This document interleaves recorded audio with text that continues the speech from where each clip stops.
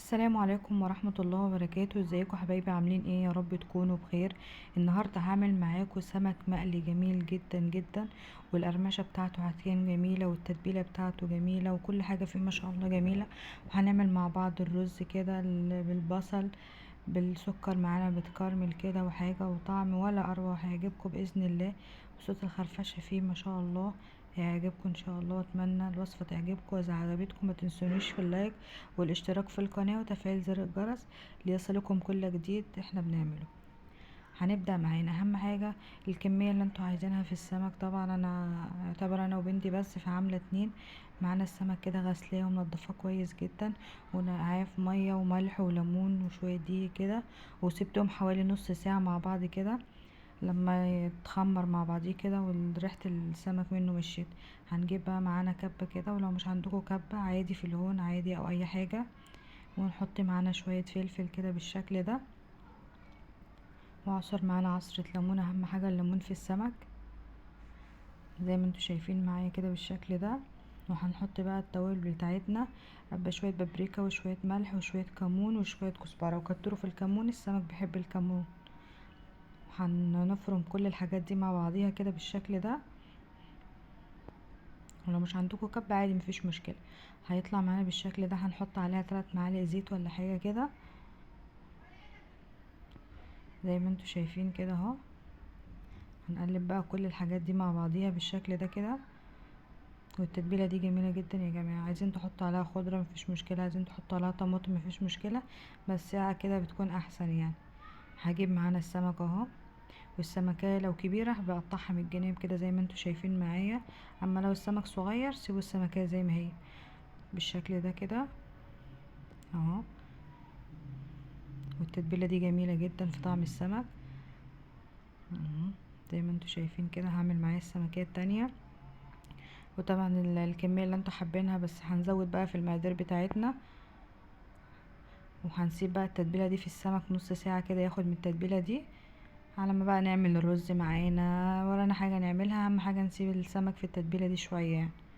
اهو دي الخلطة بقى، اهم حاجة الخلطة دي اللي بقى اللي بتودي السمك في مكان تاني خالص، وبتغير من طعمه وبتخلي فيها قرمشة كده. هنجيب معانا كوباية من الدقيق وعليها معلقتين نشا ولا حاجة كده زي ما انتوا شايفين. وهنحط نفس البهارات بس هنزود شوية كركم، كمون وكزبرة وملح وشوية وسنة كركم كده. هنقلب بقى كل الحاجات دي مع بعضيها، الملح مع النشا مع البهارات بتاعتنا بالشكل ده كده. وهنجيب معانا السمكية اهو، نضغط عليها كده عشان الدقيق يمسك فيها بالشكل ده كده زي ما انتوا شايفين. في ناس عادي بيعملوا بالطريقة دي كده ويحطوها في الزيت على طول، بس انا بحب احطها في المية كده وارجعها تاني في الدقيق. بتكون جميلة جدا التتبيلة دي على فكرة، جربوها وهتعجبكم بإذن الله. وزي ما قلت قبل كده اذا عجبتكم ما تنسونيش في اللايك والاشتراك في القناة وتفعيل زر الجرس زي ما انتوا شايفين. وننزل الدقيق اللي فيها كده بالشكل ده. هعمل معاكم السمكية التانية من قرب اهو، نعملها شوية في الدقيق كده بالشكل ده، الدقيق يمسك فيها، وننزلها بقى معانا في المية كده بالشكل ده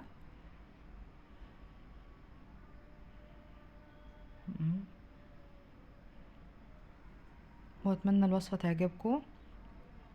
هنجيب معانا طاسة كده وننزل فيها شوية زيت، وننزل فيها بالسمك بتاعنا على نار عالية تاخد لون كده، وبعد كده بهدي عليها النار بقى بالشكل ده كده. هقلبها اهو. السمكية الكبيرة دي قلبتها تاني عشان كان لسه ما اتحمرتش كويس. هنسيبه بقى يتحمر كده، وهعمل معاكم الرز. هنجيب كده حلة على النار ونحط فيها شوية زيت، وننزل فيها بقى بالبصل بتاعنا كده بالشكل ده. والبصل والكميات يا جماعة زي ما انتوا عايزين، الكمية اللي انتوا حابينها يعني، انا بوريكم بس الطريقة ازاي. اول ما البصل كده يبدأ يتكرمل معانا هننزل معاه السكر كده، معلقة سكر ولا حاجة، بتحلي طعم السكر خالص وبتظبط لون البصلاية معاكم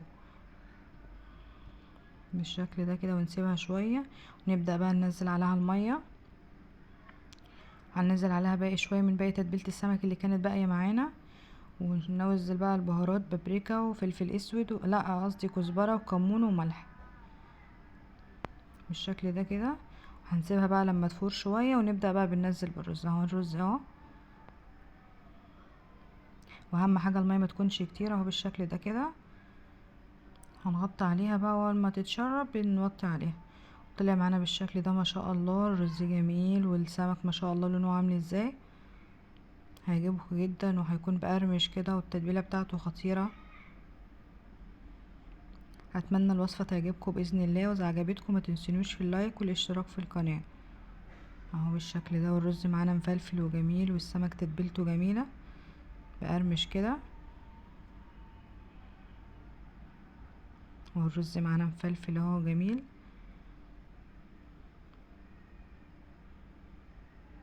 والسلام عليكم ورحمه الله.